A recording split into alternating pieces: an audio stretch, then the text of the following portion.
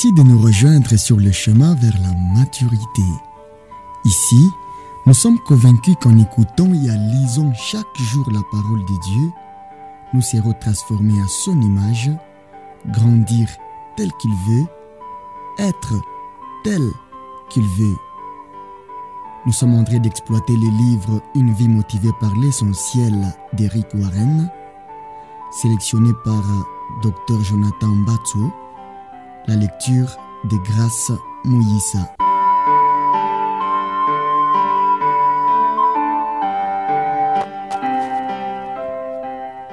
Nous sommes au 22e jour, le 22e chapitre. Créé pour ressembler à Christ. Car Dieu les a choisis d'avance, il a aussi décidé d'avance de les rendre semblables à son Fils, afin que celui-ci soit l'aîné d'un grand nombre de frères.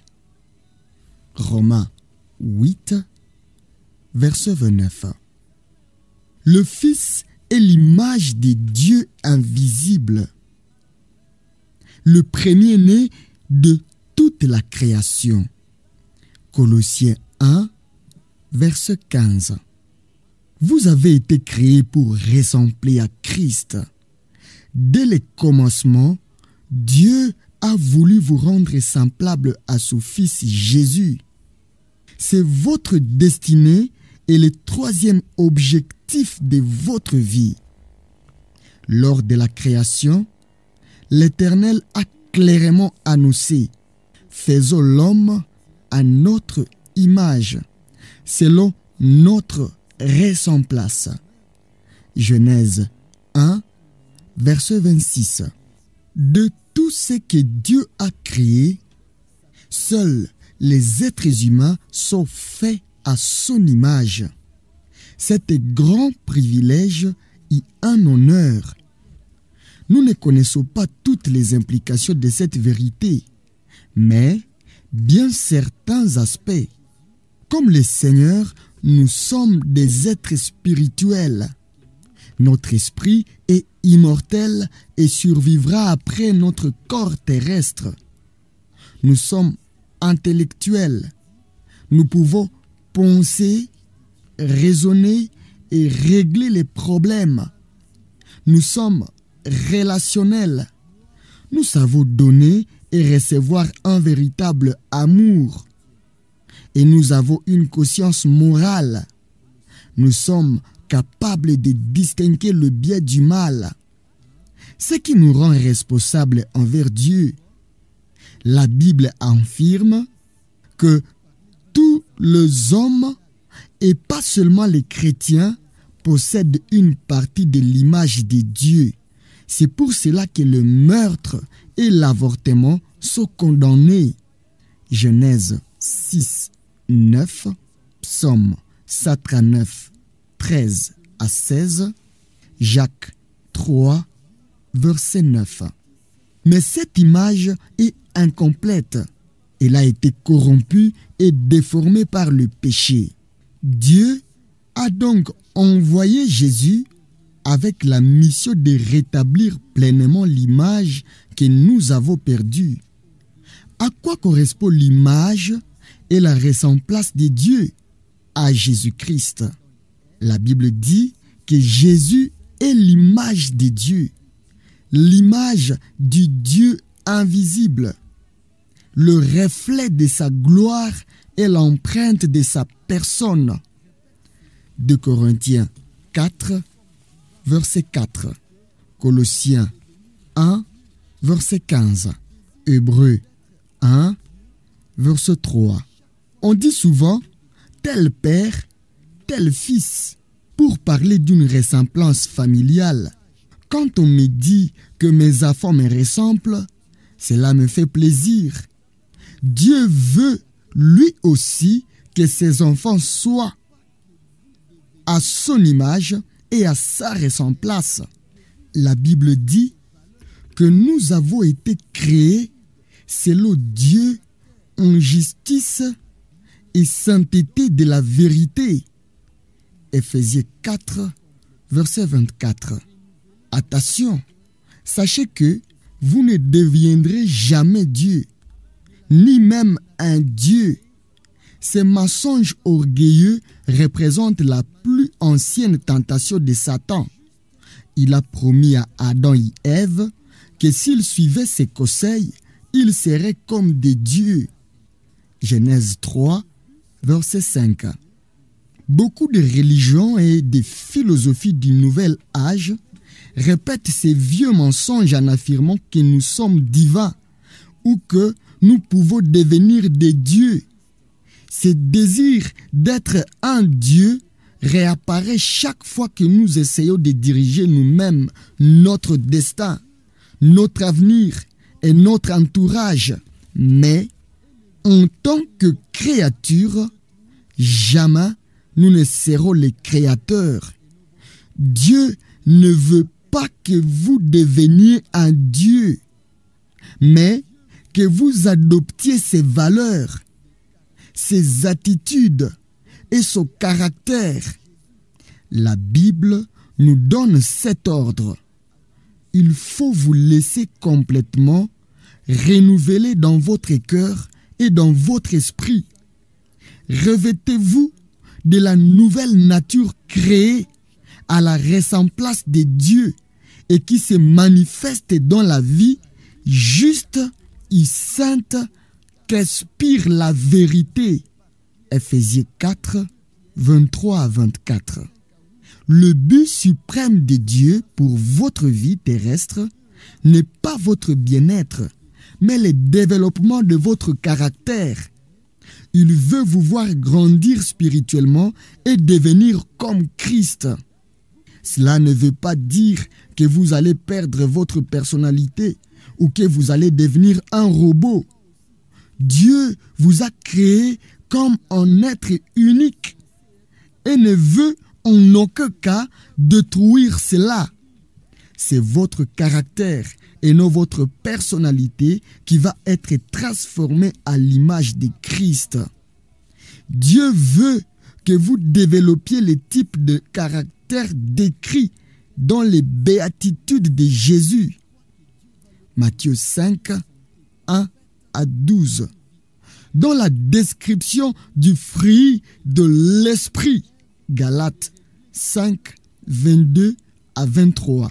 Et dans le grand chapitre de Paul sur l'amour, 1 Corinthiens 13, et dans la liste des caractéristiques d'une vie efficace et productive présentée par Pierre dans 2 Pierre 1, 5 à 8. La transformation de votre caractère est là des objectifs de Dieu pour votre vie. Si vous l'oubliez, vous aurez de la peine à comprendre les événements de votre vie. Vous vous demanderez pourquoi est-ce que cela m'arrive? Pourquoi est-ce que je passe par des moments aussi difficiles? En fait, la vie est censée être difficile. Les épreuves vous aideront à grandir. Rappelez-vous que la terre n'est pas le ciel. Dieu nous a promis une vie abondante. Jean 10, verset 10. Beaucoup de chrétiens comprennent mal cette promesse et croient que Dieu va leur donner une santé parfaite, une vie agréable, le bonheur, qu'il va réaliser leurs rêves et régler tous leurs problèmes, puisqu'ils ont la foi et qu'ils prient. Bref, ils s'attendent à mener une vie facile. Ils veulent le ciel sur la terre. Ils considèrent Dieu comme un être tout-puissant dont le seul but est de satisfaire leurs recherches égoïstes d'épanouissement personnel. Mais Dieu n'est pas leur serviteur. S'ils s'imaginent une vie facile, ils seront vite déçus ou alors ils nieront la réalité. N'oubliez jamais que tout ne tourne pas autour de vous. Vous existez pour accomplir les plans de Dieu et non l'inverse. Pourquoi le Seigneur devrait-il vous offrir le ciel sur la terre alors qu'il va vous l'accorder pour l'éternité? Votre pèlerinage terrestre a pour but de développer et de fortifier votre caractère en vue du ciel. L'Esprit de Dieu à l'œuvre en vous, c'est la tâche du Saint-Esprit de former le caractère de Christ en nous. La Bible dit, nous tous qui, sans voile sur le visage, contemplons comme dans un miroir la gloire du Seigneur. Nous sommes transformés à son image de gloire à gloire par l'Esprit du Seigneur. 2 Corinthiens 3, verset 18. Le but de ce processus de transformation est de nous faire ressembler toujours plus à Jésus.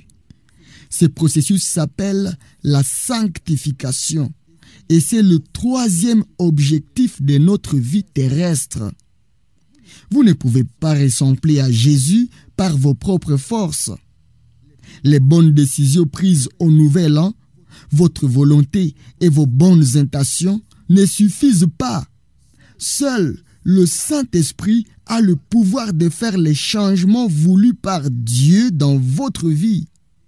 La Bible dit, Dieu agit parmi vous, il vous rend capable de vouloir et de réaliser ce qui est conforme à son propre plan. Philippiens 2, verset 13. Mentionnez la puissance du Saint-Esprit et beaucoup de gens penseront à des démonstrations miraculeuses et à des émotions intenses. Pourtant, la puissance du Saint-Esprit se manifeste souvent d'une façon si douce et si discrète que nous ne nous en rendons même pas compte et que nous ne ressentons rien de particulier. Il s'adresse à nous d'une voix douce, subtile. 1 Roi 19, 12.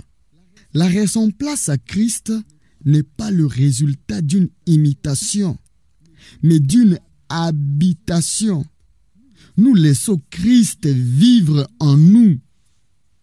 Voici ce secret. Christ est en vous. Colossiens 1, 27. Comment cela se passe-t-il dans la vie concrète? À travers les choix que nous faisons.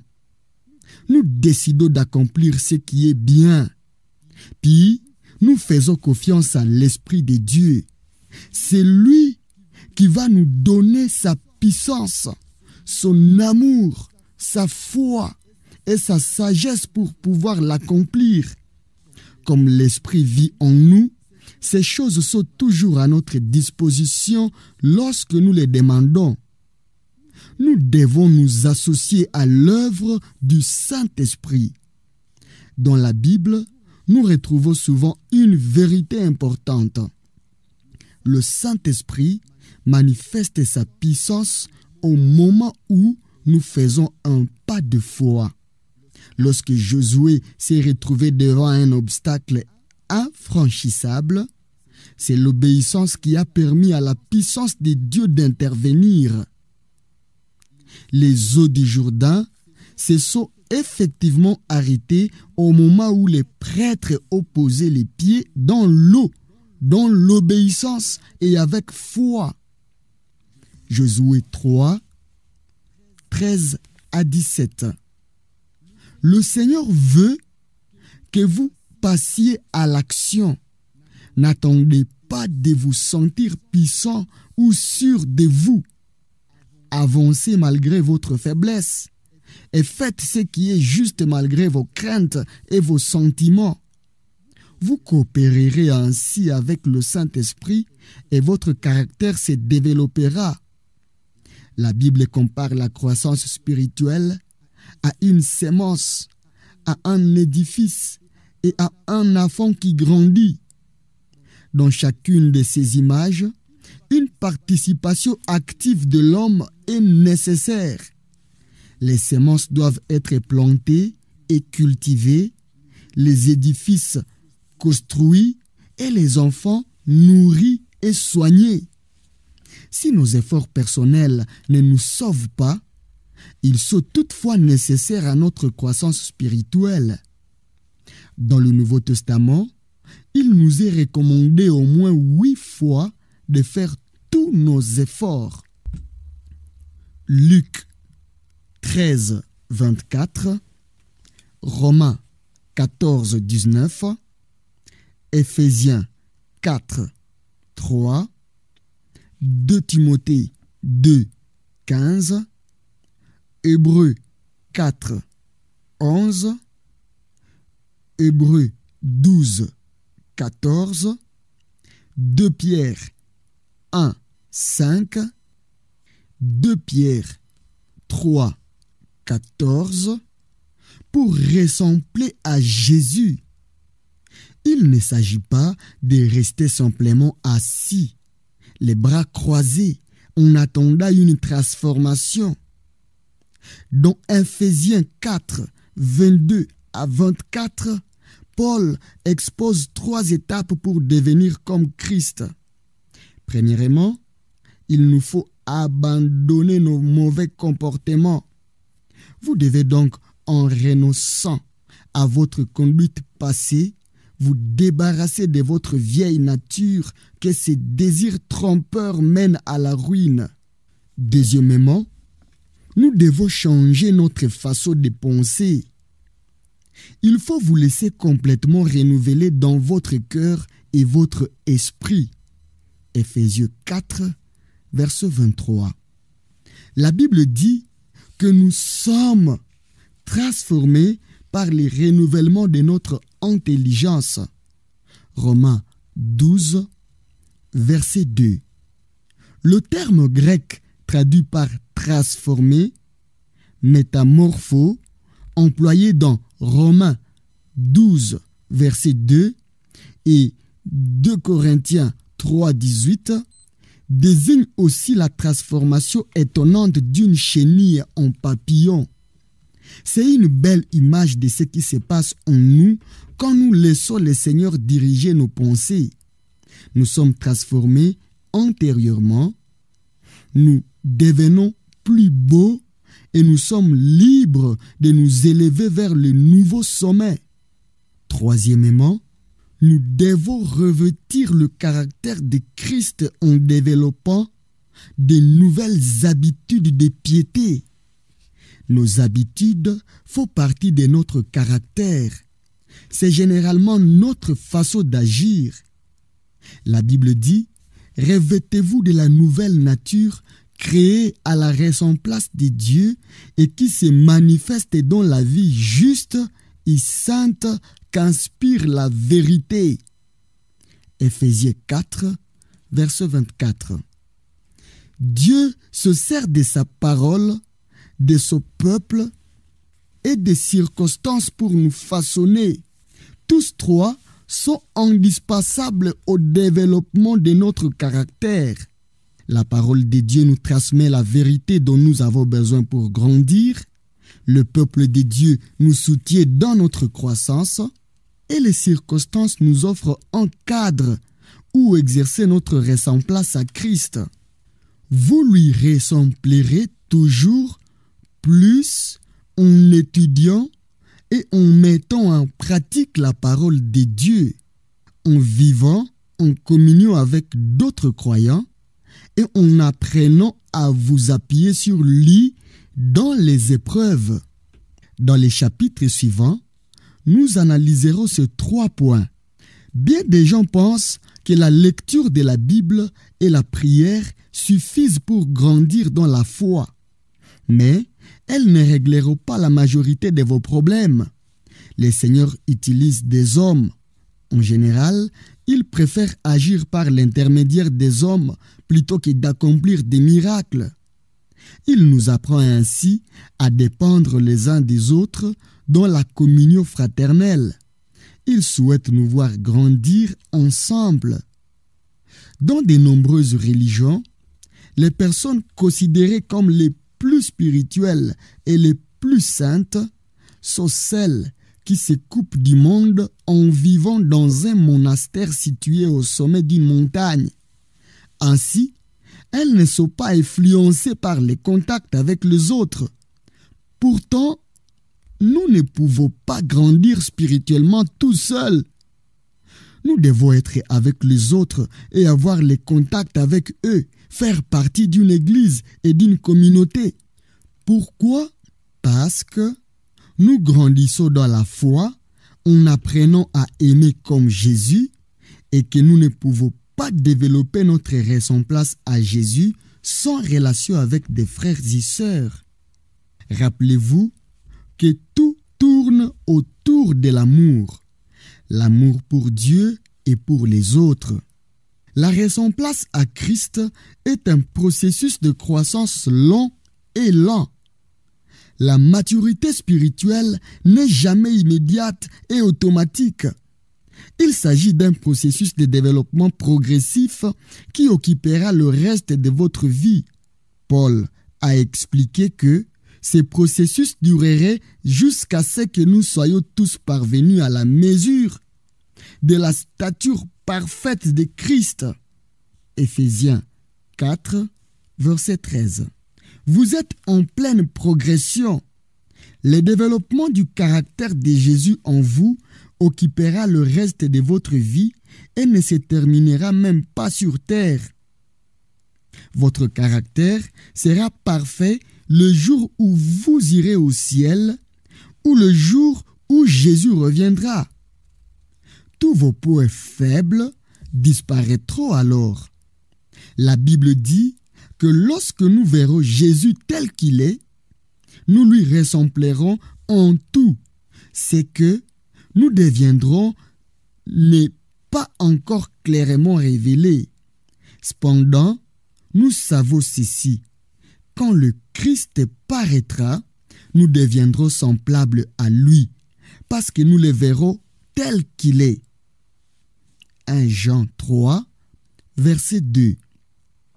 Les chrétiens ignorent souvent que Dieu s'intéresse beaucoup plus à former leur caractère qu'à toute autre chose dans leur vie, d'où une certaine confusion. Ils s'inquiètent lorsque le Seigneur semble garder le silence sur les points précis, comme la question du choix d'un métier. Et en réalité, beaucoup de professions peuvent correspondre à la volonté de Dieu pour leur vie. L'important pour le Seigneur, c'est que l'on fasse tout pour la gloire de Dieu avec amour et de bon cœur. 1 Corinthiens 10, 31, 1 Corinthiens 16, 14, Colossiens 3, 17 et 23. Dieu s'intéresse beaucoup plus à ce que je suis qu'à ce que je fais. Il s'intéresse plus à mon caractère qu'à ma profession, parce que mon caractère le rejoindra dans l'éternité, mais pas ma profession. Nous sommes des êtres humains et non des actes humains. La Bible nous avertit, ne vous laissez pas modeler par le monde actuel, mais laissez-vous transformer par le renouvellement de votre pensée pour pouvoir discerner la volonté de Dieu, ce qui est bon, ce qui lui plaît, ce qui est parfait. Parfait. Romains 12, verset 2. Choisissez de ressembler plus à Jésus, même si c'est contraire à la culture contemporaine. Sinon, vos amis, vos parents, vos collègues ou votre milieu essaieront de vous transformer à leur image. Malheureusement, une analyse de certains livres chrétiens célèbres suffit pour nous amener au constat que beaucoup de croyants n'accomplissent plus les plans de Dieu parce qu'ils se soucient de leur épanouissement personnel et de leur stabilité affective. Ce ne sont plus des disciples. Jésus n'est pas mort sur la croix dans le but de nous offrir une vie confortable et agréable. Ce but est bien plus profond. Il veut nous rendre semblables à lui avant de nous amener au ciel. C'est notre plus grand privilège. notre responsabilité actuelle est notre ultime destinée.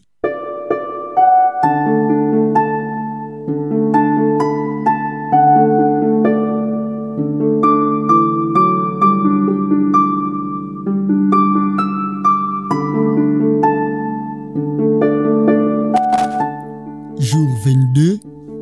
Définir mon objectif et idée à méditer. J'ai été créé pour ressembler à Christ. Verset à retenir.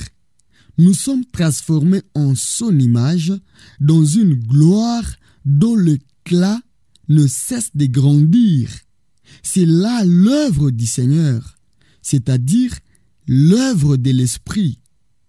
2 Corinthiens 3, verset 18. Question à me poser.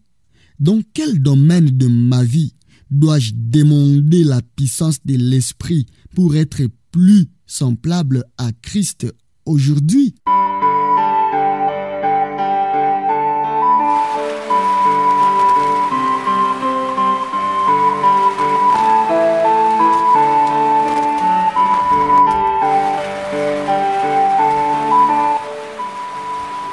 Merci d'avoir écouté cette capsule tirée du livre Une vie motivée par l'essentiel, écrit par Rick Warren, sélectionné par Dr Jonathan Batsu, la lecture de Grâce Moïse.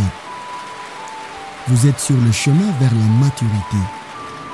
Ici, nous sommes convaincus qu'en écoutant et en lisant chaque jour la parole de Dieu, surtout en la mettant en pratique, nous serons transformés à son image, grandir tel qu'il veut, être tel qu'il veut. Nous avons hâte d'écouter les témoignages des vies transformées par l'Évangile. Grâce et paix au Fils de Dieu.